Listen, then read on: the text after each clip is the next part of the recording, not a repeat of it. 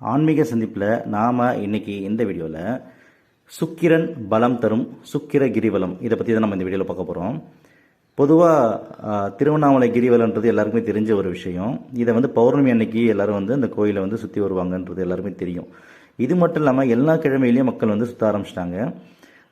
குறிப்பாக பார்த்திங்கன்னா தமிழக மக்களோட அதர் ஸ்டேட் பார்த்திங்கன்னா இந்த ஆந்திரா கர்நாடகாலாம் பார்த்தீங்கன்னா அதிகமாக வராங்க. அதுவும் தெலுங்கு மக்கள் தான் அதிகமாக இந்த மலையை சுற்றி வராங்க. இப்போ அதுவும் ரீசெண்ட் டேஸில் டெய்லி போகிறாங்க. உங்களுக்கு நியூஸ் ரீசெண்டாக கேள்விப்பட்டிருப்பீங்க, நிறைய பேர் மக்கள் அதிகமாக வராங்க. திருப்பதி மாதிரி திருவண்ணாமலை மாறிட்டு இருக்குன்னு கேள்விப்பட்டிருப்பீங்க. சரிங்களா?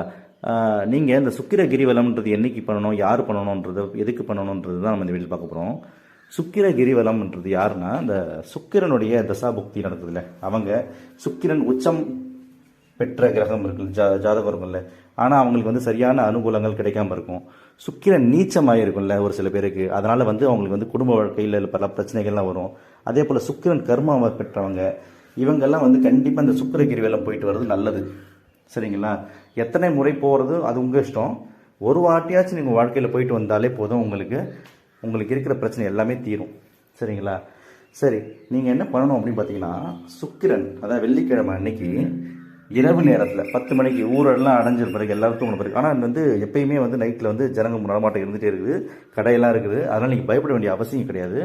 வெள்ளிக்கிழமை ராத்திரி 10 மணிக்கு மேலே எல்லோரும் தூங்கின பிறகு அப்போ தான் கொஞ்சம் அமைதியாக இருக்கும், சைலண்ட்டாக இருக்கும். நீங்கள் சித்தர்களையும் அந்த மூலிகையிலையும் சுவாசிக்க முடியும், சித்தர்களை உணர முடியும், சிவனையும் உணர முடியும். அந்த டைமில் உங்களுக்கு இப்போ கமர்ஷியல் ஆனதுனால நிறைய டிஸ்டர்பன்ஸ் இருந்துகிட்டே தான் இருக்கும். நீங்கள் அதுக்கு என்ன பண்ணணும்னா, ஒரு காதில் ஹெட்செட் மாதிரி கூட மாட்டிக்கோங்க, ஒன்றும் தப்பு இல்லை.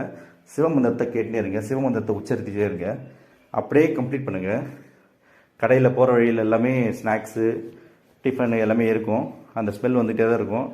அதை மற்றி திங்க் பண்ணாதீங்க. 8 லிங்கத்தையும் சுற்றி 8 லிங்கம் இருக்குல்ல, அந்த 8 லிங்கத்தையும் தரிசிச்சுட்டு மலையை அந்த கிரிவலத்தை கம்ப்ளீட் பண்ணிட்டு வாங்க.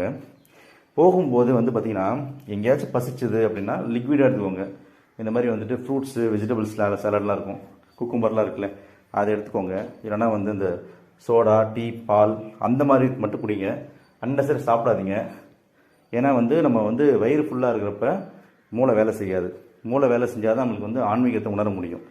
சரிங்களா? அதனால் இந்த மாதிரி நீங்கள் முடிச்சுட்டு வந்தீங்கனாலே உங்களுக்கு அனுகூலங்கள் கிடைக்கும். எந்த மாதிரி அனுகூலங்கள் கிடைக்கும் அப்படின்னு பார்த்தீங்கன்னா, திருமண வாழ்க்கையில் பிரச்சனை இருக்கவங்க, திருமணமே நடக்காமல் இருக்கவங்க, செல்வ செழிப்பு வேணும் அப்படின்னு எதிர்பார்க்குறவங்க, ஏன்னா சுக்கிரனுடைய பலம்ன்றது இதெல்லாமே, இந்த பலம் எல்லாமே சுக்கிரனுடைய ஃபுல் பலம் உங்களுக்கு கிடைக்கணும்னா இந்த சுக்கிர கிரிவலம் போயிட்டு வந்தால் கண்டிப்பாக உங்களுக்கு கிடைக்கும். சரிங்களா? ஒரு வாட்டி நீங்கள் போயிட்டு வந்தால் உங்களுடைய ஆயுள் முழுவதும் நன்மை ஏற்படும். நன்றி, வணக்கம்.